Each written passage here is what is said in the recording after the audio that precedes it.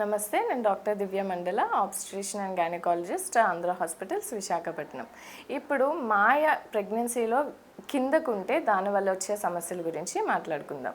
మాయ కిందకుంటే దాన్ని placenta previa అని మన టర్మినాలజీ యూజ్ చేస్తామన్నమాట. కాకపోతే ఈ టర్మినాలజీ అనేది మనం అంటే నెలలు నిండాక అంటే టర్మ్ 8th 9th మంత్ వచ్చాక ఈ టర్మ్ని యూజ్ చేస్తాం. కాకపోతే ఇప్పుడు ప్రతి మంత్ ఒక స్కాన్ అనేది కంపల్సరీ.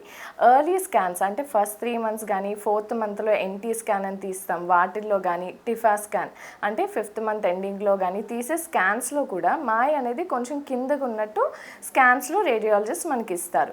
వీటి వల్ల చాలామంది పేషెంట్స్ భయపడుతూ ఉంటారు. ఎందుకంటే వాటి వల్ల వచ్చే ఏదో ప్రాబ్లం ఉంటుంది, బేబీకి కానీ మదర్కి కానీ ఇష్యూస్ ఉంటాయని చెప్పి భయపడతారు. సో దీని గురించి ఒకసారి మాట్లాడుకుందాం. ఫస్ట్ మాయ కిందకు ఉండడం అంటే ఏంటి? మామూలుగా బేబీతో పాటు మాయ అనేది చాలా ఇంపార్టెంట్. ఎందుకంటే దాని నుంచే మదర్ టు బేబీ అనేది ఫుడ్ ఆర్ బ్లడ్ సప్లై అనేది వెళ్తుంది. సో ఈ మాయ మామూలుగా అయితే గర్భసంచి పై పార్ట్లోనే డెవలప్ అవుతుంది బేబీతో అటాచ్ అయ్యి. కాకపోతే కొంతమందిలో మాయ అనేది కింద గర్భసంచి మూతి దగ్గరలో ఉంటుందన్నమాట.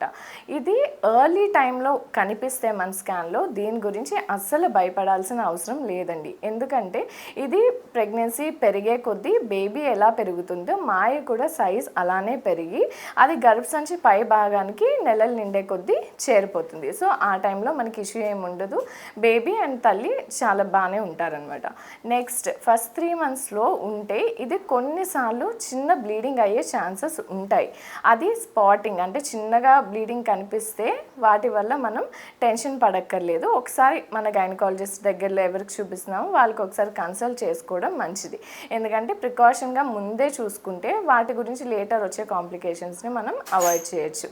రెండోది ఏంటంటే కొన్నిసార్లు భార్యాభర్తలు ప్రెగ్నెన్సీలో కలుస్తారు. అప్పుడు మాయ కిందకు ఉంది ఎర్లీ స్కాన్స్లో అన్నప్పుడు వీళ్ళు కొంచెం దూరంగా ఉండడం చాలా మంచిది. ఎందుకంటే అది ట్రిగర్ చేస్తుంది అనమాట బ్లీడింగ్.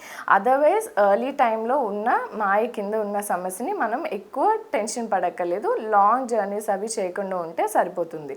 ఎక్కువ strain and long standing avoid చేస్తే సరిపోతుంది. ఇది నెలలు నిండే కొద్దీ అంటే 8th month 9th month ఇంకా డెలివరీకి కొద్ది 1 month గ్యాప్ అలా ఉన్నప్పుడు మాయ ఇంకా అప్పటికి కూడా కిందకి ఉంటే అప్పుడే మెయిన్ సమస్య అండి. జాగ్రత్తగా బెడ్ రెస్ట్లో ఉండాలి పేషెంట్. అండ్ ఒక చిన్న స్పాటింగ్ బ్లడ్ కొంచెం కనిపించినా కూడా వెంటనే హాస్పిటల్కి అనేది మనం వెళ్ళాలి.